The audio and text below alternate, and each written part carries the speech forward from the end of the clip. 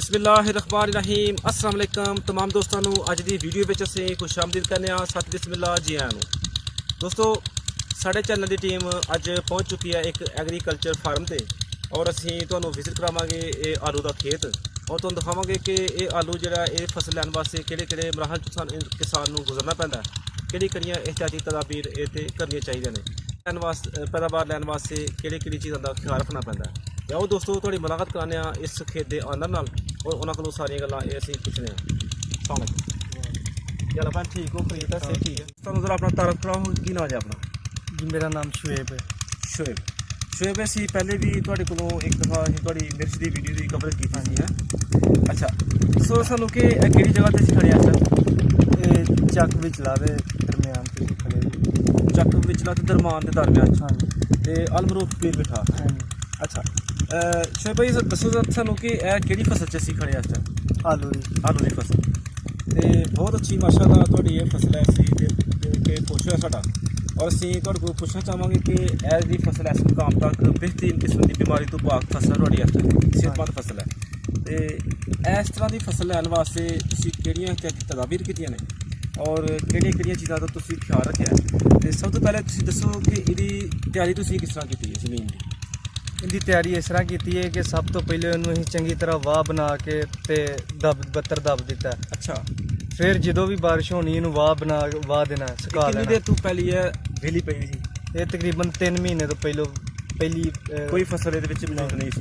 ਅੱਛਾ ਤੇ 3 ਮਹੀਨੇ ਦੇ ਵਿੱਚ ਤੁਸੀਂ ਤਕਰੀਬਨ ਕਿੰਨੀ ਦਫਾ ਇਸ ਹੱਥ ਚਲਾਇਆ ਤਕਰੀਬਨ? ਇਹ ਤਕਰੀਬਨ ਇਹਦੇ 'ਚ 4 ਤੋਂ 5 ਦਫਾ ਚਲਾਇਆ। ਅੱਛਾ 4 ਤੋਂ 5 ਦਫਾ ਤੁਸੀਂ ਇਹ 'ਚ ਪਹਿਲੇ ਹੱਲ ਚਲਾ ਚੁੱਕੇ। ਹਾਂਜੀ ਅੱਛਾ ਫਿਰ ਉਸ ਤੋਂ ਬਾਅਦ ਅਗਲਾ ਕਿਹੜਾ ਮਰਹਲਾ ਆਉਂਦਾ ਦੱਸੋ ਜ਼ਰਾ? ਅਗਲਾ ਮਰਹਲਾ ਹੁੰਦਾ ਹੈ ਕਿ ਇਹਦੇ ਉੱਤੇ ਸੁਹਾਗਾ ਮਾਰ ਕੇ ਤੈਨੂੰ ਦੱਬ ਦੀਦਾ ਪੈਲੀ ਨੂੰ। ਅੱਛਾ ਫਿਰ ਜਦੋਂ ਆਲੂ ਲਾਉਣ ਦਾ ਟਾਈਮ ਹੁੰਦਾ ਫਿਰ ਇਹਨੂੰ ਅਸੀਂ ਕਿਹੜਾ ਮਹੀਨਾ ਕਿਹੜਾ ਹੁੰਦਾ ਜੀ? ਇਹ ਮਹੀਨਾ ਹੁੰਦਾ ਹੈ ਇਸ ਟਾਈਮ ਇਹ ਫਸਲ ਨੂੰ ਕਿੰਨਾ ਅਰਸਾ ਹੋ ਚੁੱਕਾ ਹੈ? ਇਹਨੂੰ ਤਕਰੀਬਨ ਹੋ ਗਿਆ ਮਹੀਨਾ ਕੁ ਹੋ ਹੀ ਗਿਆ। ਮਹੀਨਾ ਕੁ ਹੋ ਗਿਆ। ਹਾਂ ਇਹ ਤਕਰੀਬਨ 10ਵੇਂ ਮਹੀਨੇ ਦੇ ਵਿੱਚ ਤੁਸੀਂ ਇਹਨੂੰ ਕਾਸ਼ਤ ਕਰ ਸਕਦੇ ਹੋ ਹੈ। ਅੱਛਾ ਇਹਦਾ ਬੀਜ ਹੈ 1 ਏਕੜ ਦੇ ਹਿਸਾਬ ਨਾਲ ਤੁਸੀਂ ਸਾਨੂੰ ਦੱਸੋ ਜ਼ਰਾ ਕਿ ਕਿੰਨਾ ਬੀਜ ਇਹ 'ਚ ਖਪਦਾ ਹੈ? ਇਹ 13 ਬੋਰੀਆਂ ਲੱਗਦੇ ਨੇ। 13 ਬੋਰੀਆਂ 1 ਏਕੜ ਦੇ ਵਿੱਚ ਲਾਉਣੀਆਂ। ਠੀਕ ਹੋ ਗਿਆ। ਤੇ ਫੀ ਇੱਕ ਬੋਰੀ ਜਿਹੜੀ ਆ ਉਹ ਕਿੰਨੀ ਦੀ ਆਉਂਦੀ ਹੈ? ਉਹ ਤਕਰੀਬਨ ਹੁਣ ਤੇ ਵੀ ਮਹਿੰਗਾ ਬੜਾ 6-7 ਹਜ਼ਾਰ ਦੀ ਆਉਂਦੀ, 5-6 ਤੋਂ ਸ਼ੁਰੂ ਹੁੰਦੀ ਹੈ। ਅੱਛਾ 7 ਹਜ਼ਾਰ ਤੱਕ ਜਾਂਦੀ ਹੈ। 5 ਤੋਂ ਲੈ ਕੇ 7 ਹਜ਼ਾਰ ਤੱਕ ਇੱਕ ਬੋਰੀ ਇਹਦਾ ਬੀਜ ਆਉਂਦਾ।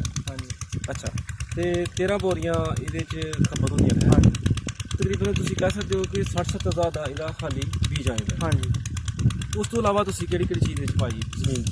ਇਹਦੇ ਵਿੱਚ 8 ਤੋੜੇ ਖਾਦ ਦੇ ਪਾਏ ਨੇ। ਅੱਛਾ ਕਿਹੜੀ? ਜ਼ਰਖੇਜ਼। ਜ਼ਰਖੇ ਤੇ ਹੋਰ ਇਹਦੇ 'ਚ ਪੋਟਾਸ਼ ਪਾਈ ਇੱਕ ਤੋੜਾ NP। ਇੱਕ ਥੋੜਾ ਕਾਸ਼ ਪਾਈ ਹਾਂਜੀ 20 ਏਕੜ ਦਾ ਸਾਬ। ਹਾਂਜੀ ਠੀਕ ਹੈ। ਤੇ ਹੋਰ ਇਹਨੂੰ ਫਿਰ ਖੇਲਾਂ ਕੱਢ ਕੇ ਤੇ ਪਹਿਲੋਂ ਨਿਸ਼ਾਨ ਲਾਇਆ ਹਨ ਪਲਾਂਟਰ ਦੇ ਨਾਲ, ਫਿਰ ਬੀ ਉੱਤੇ ਰੱਖ ਕੇ ਤੇ ਫਿਰ ਉੱਤੇ ਪਲਾਂਟਰ ਦੇ ਨਾਲ ਇਹਨੂੰ ਕੱਢ ਦਿੱਤਾ। ਖੇਲਾਂ ਪਾਤੀਆਂ ਪਹਿਲੇ ਪਲਾਂਟਰ ਦੇ ਨਾਲ ਇਹਦੀ ਨਿਸ਼ਾਨਦੇਹੀ ਕੀਤੀ ਜਾਂਦੀ ਹੈ ਖੇਲਾਂ ਦੀ। ਹਾਂਜੀ ਜਿੱਥੇ ਬੀਜ ਰੱਖਣਾ ਹੁੰਦਾ। ਉਸ ਤੋਂ ਬਾਅਦ ਉੱਤੇ ਬੀਜ ਰੱਖਿਆ ਜਾਂਦਾ ਹੈ। ਹਾਂਜੀ ਪਲਾਂਟਰ ਦੇ ਨਾਲ।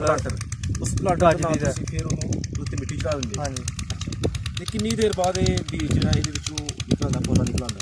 ਇਹ ਤਕਰੀਬਨ 15 ਤੋਂ 20 ਦਿਨਾਂ ਬਾਅਦ ਆਉਂਦਾ ਹੈ।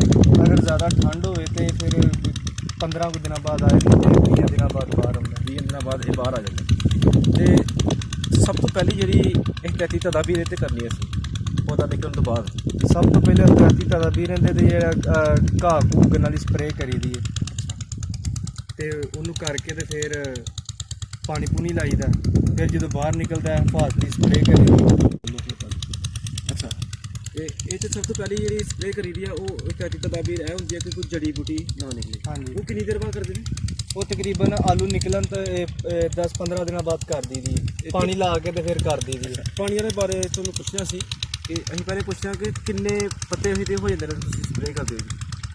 ਇਹ ਪੱਤੇ ਜਦੋਂ ਜਿਹੜੀ ਗੰਦ ਵਾਲੀ ਹੁੰਦੀ ਹੈ ਨਾ ਸਪਰੇਅ ਘਾਹ ਬੂਟ ਵਾਲੀ, ਇਹ ਨਿਕਲਣ ਤੋਂ ਪਹਿਲਾਂ ਕਰੀਦੀ ਨਹੀਂ ਤੇ ਆਲੂ ਸਾੜ ਦਿੰਦੀ।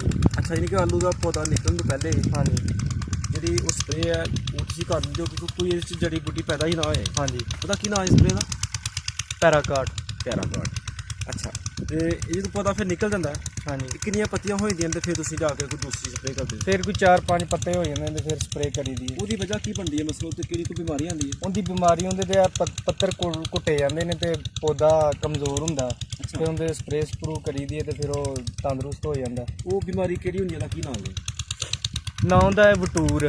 ਬਟੂਰ। ਅੱਛਾ, ਉਹਦੇ 'ਚ ਇਹ ਹੁੰਦਾ ਕਿ ਪੱਤੇ ਜਿਹੜੇ ਨੇ ਉਹ ਮੁਕੰਮਲ ਖੁੱਲਦੇ ਨਹੀਂ, ਘੁੱਟੇ ਜਾਂਦੇ ਨੇ। ਹਾਂਜੀ, ਅੱਛਾ, ਉਹ ਕੋਈ ਜੜ ਦੀ ਬਿਮਾਰੀ ਹੈ ਜਾਂ ਪੱਤੇ ਦੀ ਬਿਮਾਰੀ? ਉਹ ਪੱਤੇ ਦੀ ਬਿਮਾਰੀ ਹੈ। ਅੱਛਾ, ਉੱਤੇ ਕੋਈ ਕੀੜਾ ਹੁੰਦਾ? ਹਾਂਜੀ ਅੱਛਾ, ਕੀੜੇ ਦੀ ਵਜ੍ਹਾ ਨਾਲ ਉਹ ਪੱਤਾ ਜਿਹੜਾ ਉਹ ਇਕੱਠਾ ਹੋ ਜਾਂਦਾ। ਹਾਂਜੀ, ਤੇ ਉਹਦੀ ਤੁਸੀਂ ਸਪਰੇਅ ਕਰਦੇ ਹੋ। ਉਸ ਤੋਂ ਬਾਅਦ ਫਿਰ ਪਾਣੀ ਜਿਹੜਾ ਉਹਦਾ ਤੁਹਾਡਾ ਸ਼ਡਿਊਲ ਕੀ ਹੈ? ਕਿੰਨੀ ਦੇਰ ਬਾਅਦ ਲਗਾਉਣ ਤੋਂ ਬਾਅਦ ਪਾਣੀ ਲਾਈਦਾ? ਪਾਣੀ ਜਦੋਂ ਵੱਤਰ ਆਉਣਾ ਇਹ ਫੇਰਤਾ ਨਾ ਪਾਣੀ, ਫਿਰ ਜਦੋਂ ਵੱਤਰ ਆਉਣਾ। ਅਸੀਂ ਬੀਜ ਦੇ ਵਿੱਚ ਕਨਵਰਟ ਕਰ ਦਿੱਤਾ, ਹਾਂਜੀ ਉੱਤੇ ਪਲਾਂਟਰ ਫੇਰ ਦਿੱਤਾ। ਹਾਂਜੀ, ਉਸ ਤੋਂ ਬਾਅਦ ਤੁਸੀਂ ਪਾਣੀ ਜਿਹੜਾ ਉਹ ਪਹਿਲਾ ਪਾਣੀ ਜਿਹੜਾ ਉਹ ਕਿੰਨੇ ਦਿਨਾਂ ਉਹ ਬਾਅਦ 4 ਤੋਂ 5 ਦਿਨਾਂ ਬਾਅਦ ਫੇਰ ਦਈਦਾ। ਯਾਨੀ ਕਿ ਉਗਣ ਤੋਂ ਪਹਿਲੇ? ਹਾਂਜੀ, ਅੱਛਾ, 4-5 ਦਿਨ ਬਾਅਦ ਇਹ ਤੁਸੀਂ ਫੇਰੀਏ ਤੇ ਫੇਰ ਹੀ ਉਗਦੇ ਨੇ। ਪਾਣੀ ਫੇਰੀਏ ਤੇ ਫੇਰ ਹੀ ਉਗਦੇ? ਹਾਂਜੀ ਠੀਕ ਹੋ ਗਿਆ। ਤੇ ਸਪਰੇਅ ਵੀ ਤੁਸੀਂ ਦੱਸ ਦਿੱਤੀ। ਹਾਂਜੀ। ਫਿਰ ਇਸ ਟਾਈਮ ਦੱਸੋ ਜਰਾ ਕਿ ਇਸ ਟਾਈਮ 1 ਮਹੀਨੇ ਦੇ ਵਿੱਚ ਤੁਸੀਂ ਕਿੰਨੀਆਂ ਸਪਰੇਅ ਕਰ ਚੁੱਕੇ? 2।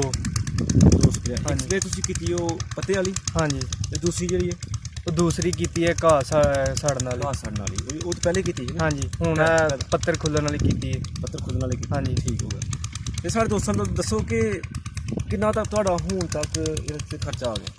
ਇਹ ਤਕਰੀਬਨ ਖਰਚਾ ਇਹਦੇ ਤੇ ਆ ਹੀ ਗਿਆ। ਕੋਈ ਅਗਰ ਬੀ ਆਪਣਾ ਹੋਵੇ ਤੇ ਫਿਰ ਕੋਈ 35-40 ਹਜ਼ਾਰ ਰੁਪਏ ਕਿੱਲੇ ਦੇ ਫੀ ਏਕੜ ਤੇ ਖਰਚਾ ਆ ਜਾਂਦਾ। ਅੱਛਾ। ਅਗਰ ਬੀ ਨਾ ਹੋਵੇ ਆਪਣਾ ਤੇ ਫਿਰ ਹੁਣ ਬੀ ਮਹਿੰਗਾ ਬੜਾ, ਤੇ ਇਸ ਲਈ ਕੋਈ 1,10,000 ਦੇ ਕਰੀਬ ਪੜੀ ਜਾਂਦਾ ਕੰਮ। ਮੈਕਸਿਮਮ 1 ਲੱਖ ਤੱਕ 1 ਕਿੱਲਾ ਹਾਂਜੀ। ਇਹ ਮੰਗਦਾ ਹੈ? ਹਾਂਜੀ, ਠੀਕ ਹੋ ਗਿਆ। ਤੇ ਕਿੰਨੇ ਦਿਨਾਂ 'ਚ ਬਾਅਦ ਤੁਸੀਂ ਪਾਣੀ ਲਗਾਉਂਦੇ ਹੋ ਫਿਰ?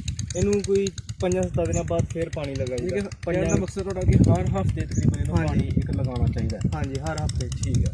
ਤੇ ਅੱਲਾਹ ਪਾਕ ਦੇ ਘਰ ਵਿੱਚ ਤੁਹਾਨੂੰ ਕਿੰਨੀ ਉਮੀਦ ਹੈ ਕਿ 20 ਏਕੜ ਦੇ ਹਿਸਾਬ ਨਾਲ ਤੁਹਾਨੂੰ ਇਹ 'ਚ ਕਿੰਨੀ ਪੈਦਾਵਾਰ ਆਉਣ ਦੀ ਤਵੱਕੂ ਹੈ?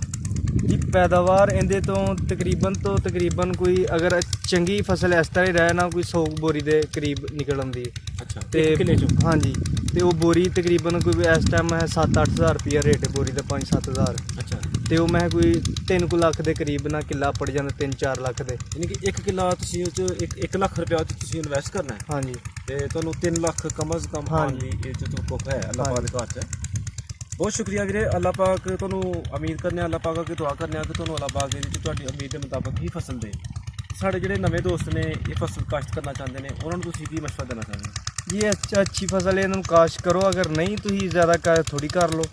ਠੀਕ ਹੈ, ਯਾਨੀ ਕਿ ਸਰਦੀ ਤੋਂ ਪਹਿਲੇ ਹਾਂਜੀ, ਜ਼ਿਆਦਾ ਸਰਦੀ ਨਾ ਹੋਵੇ। ਅੱਛਾ, ਠੀਕ ਹੋ ਗਿਆ। ਤੇ ਇਸ ਤਰ੍ਹਾਂ ਸਾਡੇ ਦੋਸਤਾਂ ਨੂੰ ਆਪਣਾ ਨੰਬਰ ਦੱਸ ਦਿਓ, ਅਗਰ ਕੋਈ ਤੁਹਾਡੇ ਨਾਲ ਮਸ਼ਵਰਾ ਕਰਨਾ ਚਾਹੁੰਦੇ ਉਹਨਾਂ ਨੂੰ ਹੈਲਪ ਗਾਈਡ ਕਰ ਦਿਓ ਪਲੀਜ਼। ਜੀ ਮੇਰਾ ਨੰਬਰ ਹੈਗਾ 0346 053 4327। ਤੁਸੀਂ ਕੋਈ ਮਾਲੂਮਾਤ ਹਾਸਲ ਕਰਨਾ ਚਾਹੁੰਦੇ ਤੇ ਇਸ ਨੰਬਰ ਤੇ ਰਾਬਤਾ ਕਰ ਲੈਣਾ। ਬਹੁਤ ਸ਼ੁਕਰੀਆ ਸ਼ੋਇਬ ਭਾਈ। ਅੱਲਾਹ ਪਾਕ ਤੁਹਾਨੂੰ ਖੁਸ਼ ਰੱਖੇ, ਤੁਹਾਨੂੰ ਤੁਹਾਡੀ ਉਮੀਦ ਦੇ ਮੁਤਾਬਕ ਹੀ ਇਸ